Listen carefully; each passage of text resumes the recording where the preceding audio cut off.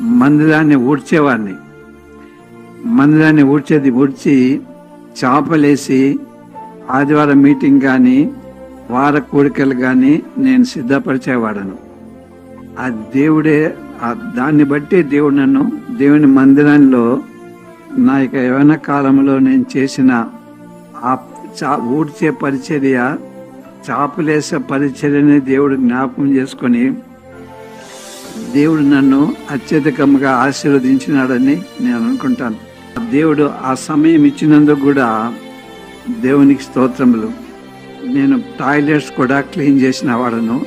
దేవుని మందిరంలో నేను చేయని పని లేదు. దేవుని పనిలో మనం చిన్న చిన్న కార్య పనులు చేస్తే దేవుడు జ్ఞాపకం ఉంచుకొని దాన్ని ఆశీర్వదించేవాడు. దేవుడు మనకు మేలు చేసేవాడుగా ఉన్నాడు.